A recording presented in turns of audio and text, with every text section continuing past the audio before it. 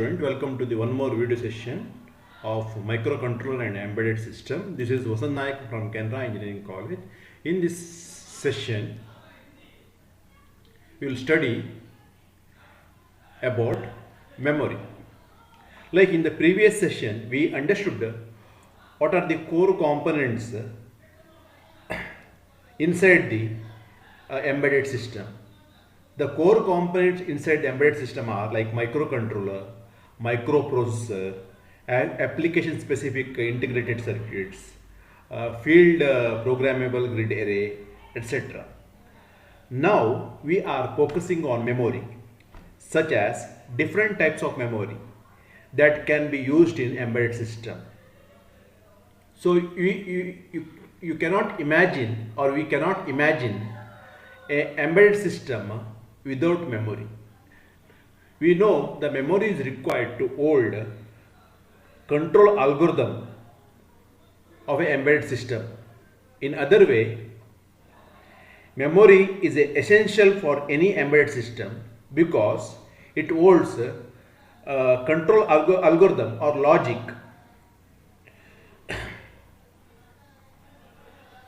So the memory is an important part of processor control based embedded system. The memories are classified here, or the memory is classified into like on chip memory. Second one is off chip memory. So now what is on chip memory? On chip memory is the memory which is built inside the processor or controller. Such type of memory is referred as on chip memory. Now what is off chip memory? Off chip memory is the memory which is external to the processor or controller. This memory is connected as external to the processor or controller. This type of memory is called as off chip memory.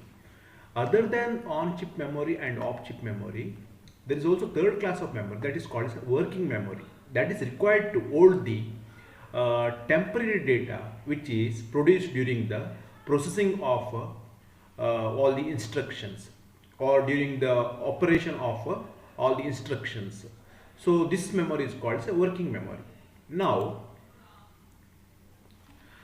so we'll see now what is a program storage memory or ROM. So program memory, it is also called as code storage memory, which is used to store the code of the like embedded system, which stores mainly program instructions. So this memory is classified into different types. Here the diagram shows the different types of code memory. So actually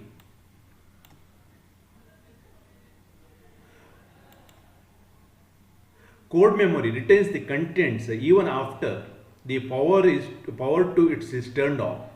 So code memory will retain the content even if you switch off the power. So different types of code memory, code storage memory are: one is OTP, one time programmable ROM, or masked ROM, MROM, or EPROM, erasable programmable ROM, or EEPROM, electrical erasable programmable ROM, or flash, or we have something called as NV, non-volatile RAM. See, normally the RAM is volatile, but we have a separate category of RAM that is called as non-volatile RAM. This RAM can hold the content for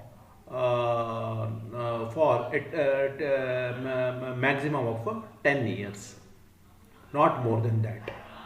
That type of RAMs are called as non-volatile RAM. So let me repeat. So memory is the vital part of any embedded system. So memories are classified into on-chip memory, which is built inside the processor, and off-chip memory, which is external to the processor. Other than that, we have something called as working memory, which is a temporary memory. Then program memory or code storage memory, ROM, which stores the instruction, and it can be, and it stores the instruction even if it is turned off, even if the power is turned off. So mainly this type of memories are used to store firmware. So we have different classifications here. One is one-time programmable ROM, second one is MROM, third one is erasable programmable ROM, next one is electrical erasable programmable ROM, then we have flash, then we have NVRAM, that is non-volatile RAM. So non-volatile RAM also comes under this category. This will hold the information, not forever, it will hold the information at least to 10 years. We will see what is the reason for this one in the later session.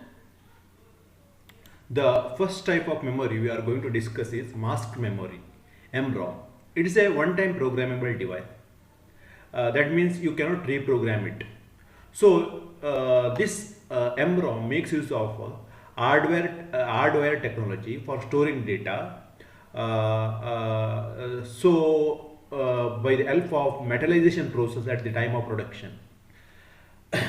So which makes use of the technology called as metallization process at the time of production. So by using this process, this MROMs are manufactured, and it is a one-time programmable device. It will be programmed at a particular factory itself. It cannot be reprogrammed by the it cannot be reprogrammed once again.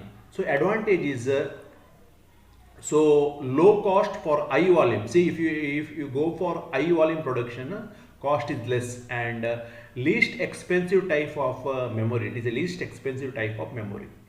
So different mechanisms are used for masking process. Here it makes use of, as I said, masked MROM. Masked memory or MROM makes use of masking and metallization process. So different technologies or mechanisms are used in masking. That is, one is called as enhancement and other one is depletion mode transistor. Creation of enhancement and depletion mode transistor through channel implant. See, we know actually from our previous electronics theory, there are two types of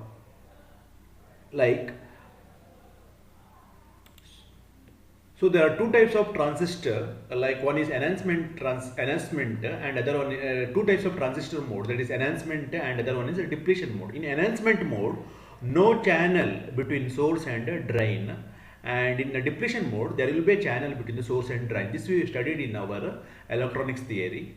So second one is other mechanism is by creating a memory cell either using standard transistor or high threshold transistor. So creating a memory cell by using standard transistor or high threshold transistor, just like MOSFET. So to create a one memory cell, approximately 6 MOSFETs are required. This we will going to study in the later session. Now the application. So actually masked ROMs are good for storing embedded firmware.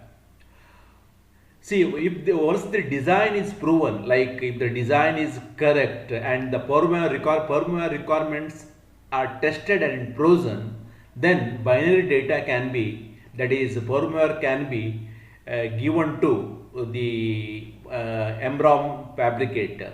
The limitation of this one is it is a one-time programmable. That means it cannot be reprogrammed. That is, inability to modify the device firmware against the firmware upgrades. Suppose you are going to upgrade the firmware, it is not possible because it is not possible to alter the bit information once it is programmed in the fabricator, with the fabricator. That is the problem. So second, we will see the second type of memory we are going to discuss here is a one-time programmable memory, that is a PROM, one-time programmable memory, OTP. So here we are going to discuss programmable read-only memory, PROM, that is one-time programmable memory. So don't confuse this with the mask ROM. So actually mask ROM is programmed by it is also one-time programmable, but it is programmed by the fabricator. But PROM PROM is programmed by the end user. So end user is responsible for programming. It is also one time programmable only. That means it allows end user to program once only. So this PROM has got like nichrome and polysilicon wires. These wires are arranged in the form of matrix, and the intersection of these wires are called fuses. Suppose if I want to store 1, then the fuses which are not blown or burned represents logic 1. That is, if I want to store 1, then fuses are not blown or burned. If I want to store 0, fuses are burned or blown. So these are the two things actually it uses to store. These are the two ways it uses to store, either 1 or 0. Second one is so what is the application? So its OTP is widely used for commercial production of embedded system. It is a low cost solution for commercial production, but it has got limitation. It is not useful for and worth for the development purposes, because during the development phase the code is subjected to continuous changes, and using an OTP each time to load the code is not economical, because during the development the code changes continuously based on the development constraints. Then each time you need to have separate OTP for storing the firmware. It is not economical. So next we'll study erasable programmable read-only memory. Now the third category of memory is erasable programmable read-only memory. Actually, this gives flexibility to reprogram the same chip. That means the chip can be reprogrammed many times. So it stores the information by charging the floating gate of FET. Here it will make use of field effect transistor. And if you want to store 1, you need to charge the gate. You need to charge the gate of floating gate of FET. If you want to store 0, you need to discharge. So erasable programmable RAM contains something called as quartz crystal window for erasing the stored information. So you can, if this window is exposed to ultraviolet rays for a fixed duration, the entire memory will get erased. So that is a technique. So it has contained quartz window, crystal window. That window is exposed to ultraviolet rays for a fixed duration. Then the content will get erased. So the limitation is even though this chip is reprogrammable, but in order to reprogram it, we need to take it out from the circuit board, and we need to put an ultraviolet eraser device. We need to put it in an ultraviolet eraser device for 20 to 30 minutes. So it is a tedious and a continuous process. So so this can be overcome by one more type of ROM, that is electrically erasable programmable read-only memory. So here the information contained in the electrical erasable programmable memory can be altered by using electrical signals in the registers or bytes level. So they can be erased and reprogrammed easily in the circuit itself. In the earlier case, in case of EPROM, you need to take out the chip from the circuit board and you need to put it in inside the ultraviolet eraser device, and you need to pass that ultraviolet light rays for 20 to 30 minutes. So such type of things are not required here. So the chip also includes erase mode. By using that erase mode, the content can be erased in a few milliseconds. Application is it provides a greater flexibility for the system design, but limitation is the limitation of this one is capacity. The capacity of this ROM is limited in kilobytes compared to the standard ROM. So if you take some standard ROM, this ROM capacity is limited in kilobytes. So next one we have something called as a flash. Flash is the latest ROM technology and most popular.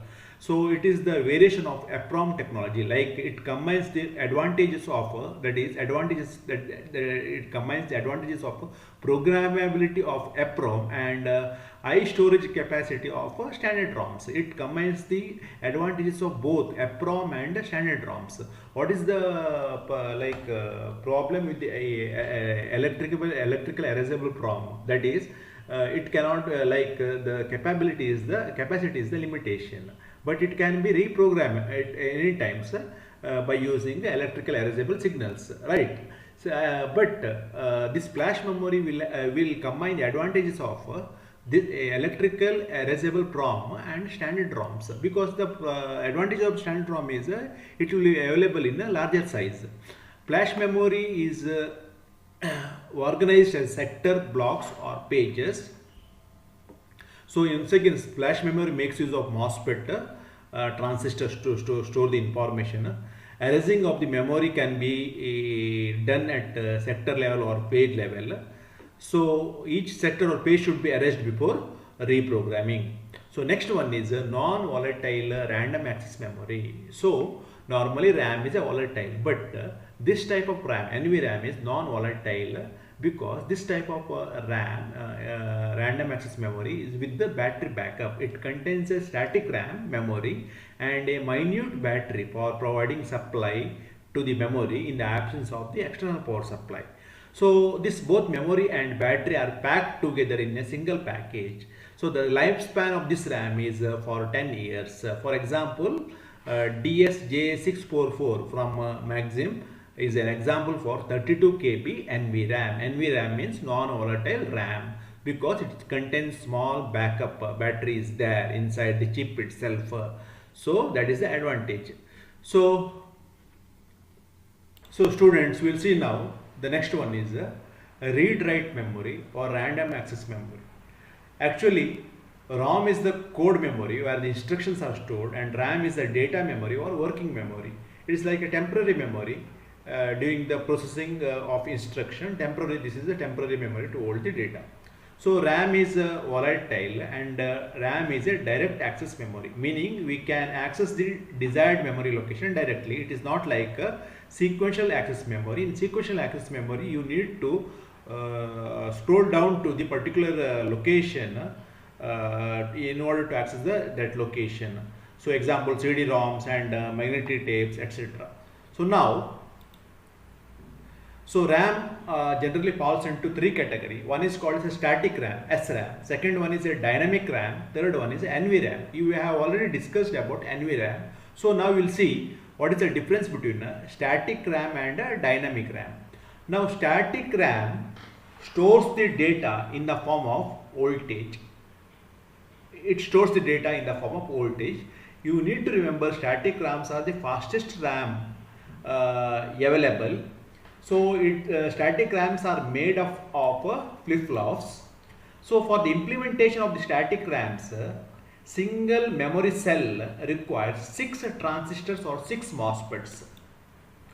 4 of the transistors are form a latch or flip-flop, and 2 more transistors used for controlling. So it is faster because of its resistive networking and switching capability. So here you can see in the diagram we have 6 MOSFETs or transistors make one memory cell. So you can see here transistor MOSFET Q1, Q2, Q3, Q4, that is NMOS and PMOS. NMOS and PMOS.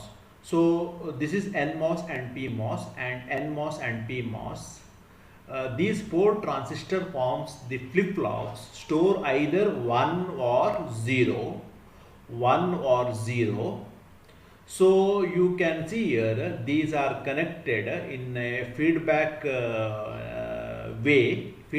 way. So transistor Q1, Q2, Q3, Q4 makes the latch or flip-flop in order to store 1 and 0, and we have 2 more transistors for controlling this latch, that is Q5 and Q6. So here Q5 transistor and Q6 transistors are connected to word line, and we will normally make word line I. That time both transistors are accessible, and these transistors can be controlled with the help of a bit line B bar or bit line B. This acts like input and output. Now you see here, like when you see this one, this NMOS and this PMOS, here gates are interconnected and sources are interconnected, and here also gates are interconnected and sources are also interconnected. So this gives the output to this one, this gives the output to this one. So these are connected in a feedback way. When you see this NMOS and this PMOS, it looks like a NOT gate. Similarly, when you see this NMOS and this PMOS, it looks like a NOT gate. So both NOT gates are connected in a feedback manner.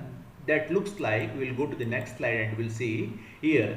So if you take this diagram, this NMOS and this PMOS, this both MOSFETs are forming this NOT gate, and this and this MOSFETs are forming this NOT gates. Both NOT gates are connected in the feedback in order to store either data 1 or 0, like forever in the sense like till the power is 1. And this both are controlled by two more transistors. So here you can see we have read control and write control. Suppose if I want to write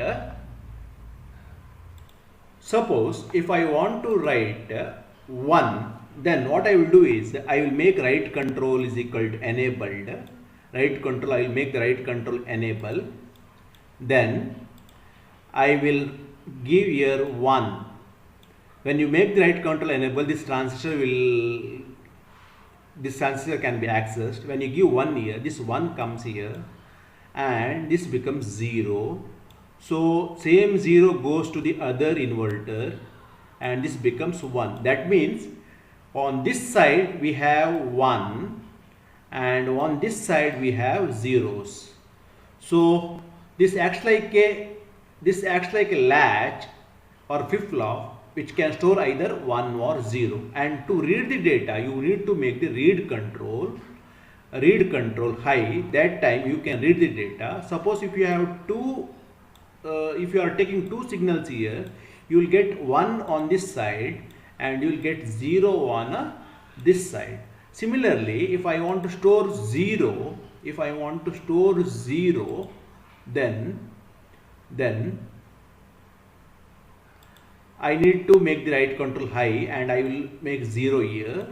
So 0 goes here, then this becomes 1 and this becomes 1, and when you give 1 to the NOT gate, it becomes 0. That means 0 will be stored on this end and 1 will be stored on this end, and this remains like ever till the power supply is on to retain the data. So this is the basic structures of a static RAM, and we will see now.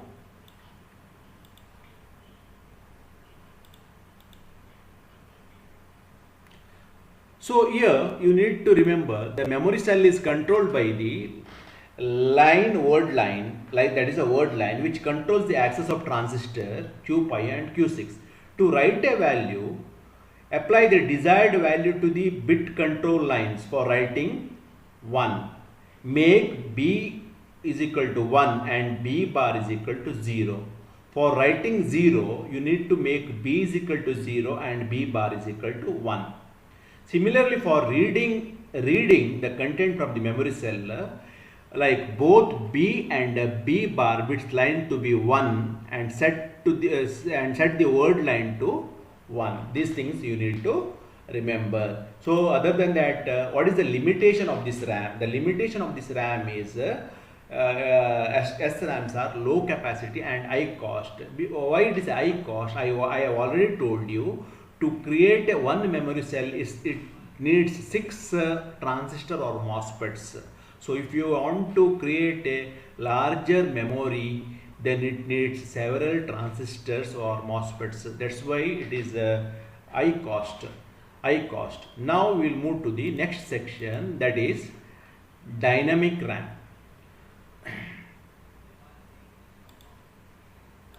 Now students will see dynamic RAM, DRAM. It stores the data in the form of charge. So these are made of like MOSFET or MOSFET transistors. Like here it doesn't require like 6 transistors as in the case of SRAM. It requires only 1 transistor. The advantages is its high density because it makes use of only 1 transistor and low cost compared to SRAM. The disadvantage of this one is whatever the information stored here, the information stored in terms of charges, it gets leaked off with the time. In order to prevent this one, they need to be refreshed periodically. So for that there is a special circuit which is called as a DRAM controller, used for refreshing the this one charges, refreshing the operations.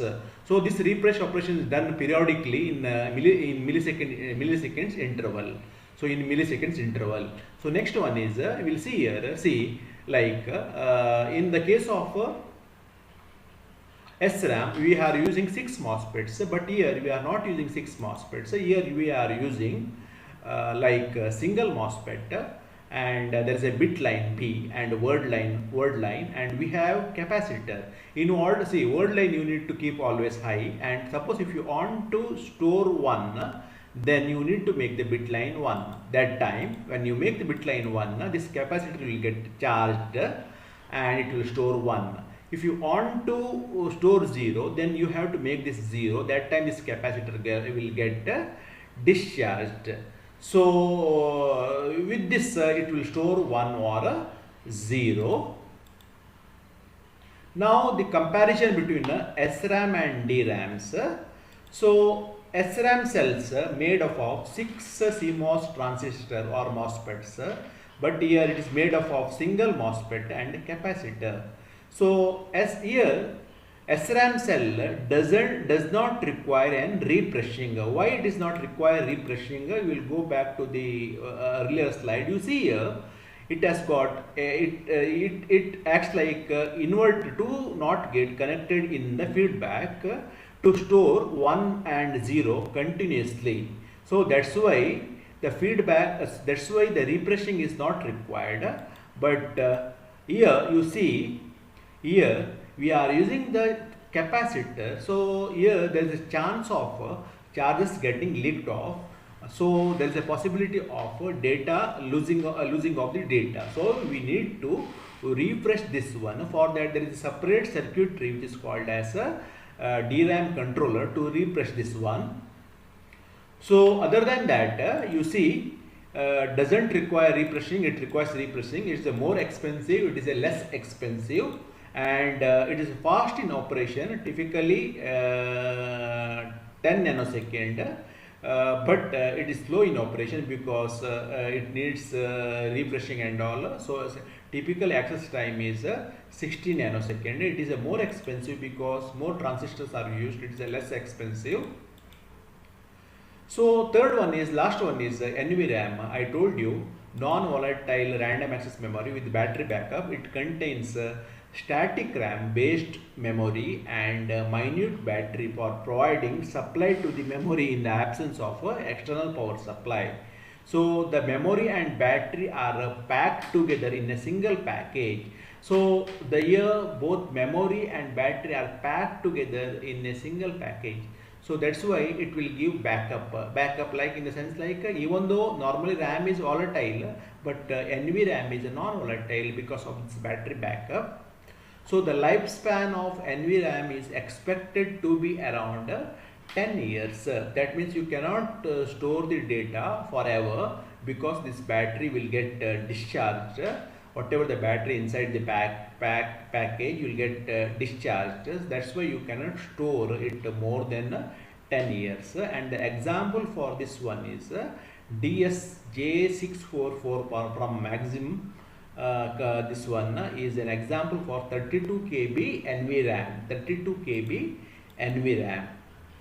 So dear student, we have seen different types of RAM, and that is SRAM, static RAM, dynamic RAM, and NVRAM. All these are called as a read-write memory. Other than that, we saw different types of ROM, that is flash ROM, programmable one-time programmable ROM, masked ROM, EPROM, electrical erasable programmable ROM, etc. All these are called as a code storage memory because it will store the code, but RAM will store the data during the operation. So in the next session we will see what is read-write memory, random access. In the next section we will see memory according to the type of interface. Thank you for your cooperation. So we are discussing about different types of memory, and we know what are the different types of ROM classification and RAM classification. Other than that, memories are classified according to the type of interface, that is parallel interface or serial interface or serial peripheral interface. That is, in case of parallel interface, suppose there are data lines D0 to D7 for 8-bit processor, then processor or controller will be connected to D0 and D7 of the memory chip. So in that way you need to select the memory.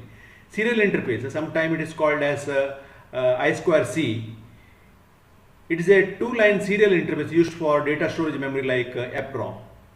Then we have something called as a serial interface, SPI, serial peripheral interface, where N stands for 2 plus N line interface, where N stands for the total number of SPI bus device in the system. And memory sharding. Actually, one more concept is memory sharding. So RAM access is about 3 times faster as fast compared to ROM. Then why we need sharding of memory? Sharding of memory is a technique adopted to solve the execution speed problem in the processor based system. Normally in a computer there is a basic input output configuration program which is stored in ROM. When you boot your system, this basic input output system will be executed, but we know basic input output systems are like ROM access is slower compared to RAM access, and it is a time consuming. So in order to avoid that one, here what we do is something called as memory sharding. Memory sharding. In the memory sharding, we will copy the content of the ROM to RAM. That is, during the boot up, BIOS is copied to the shadow ROM. So this is in order to improve the performance. Now memory selection for the embedded system. So actually the embedded system require program memory, data memory, and memory for holding non-volatile data. The memory requirement of our embedded systems in terms of RAM, ROM, flash ROM, NVRAM, etc. So there is no hard and fast rule for calculating the memory requirements.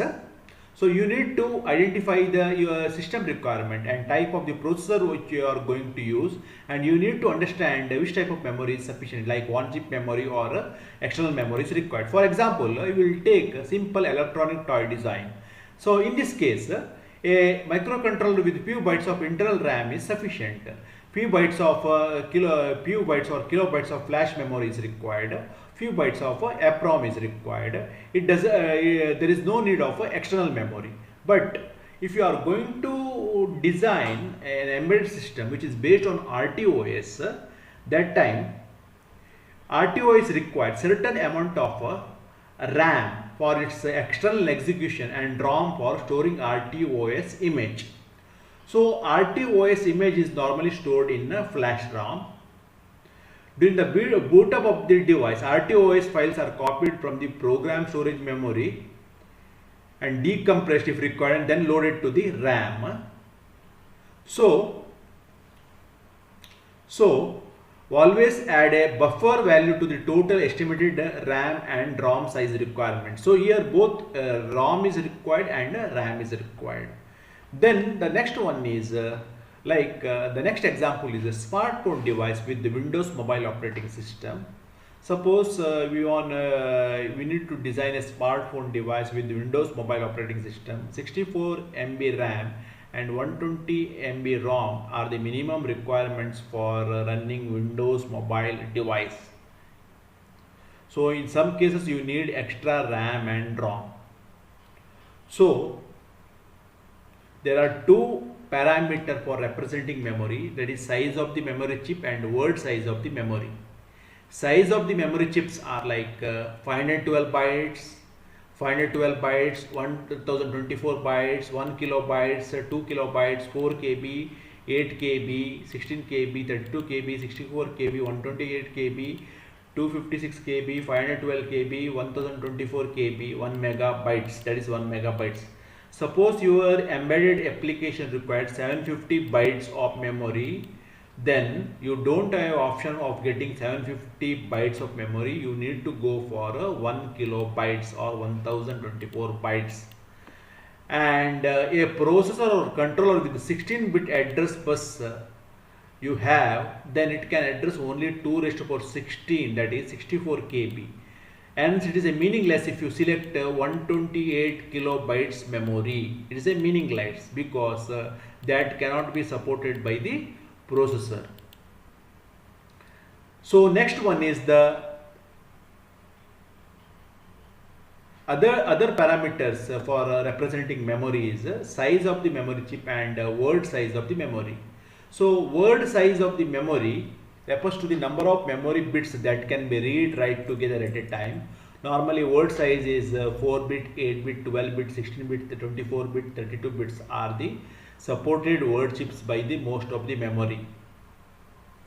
And in the embedded system design, flash memory is the popular choice for ROM. It is powerful and cost-effective solid state storage technology for the mobile electronic device and other consumable applications. So with this student, I have completed the memory session. In the next session, we will see sensors and actuators. Thank you for your cooperation.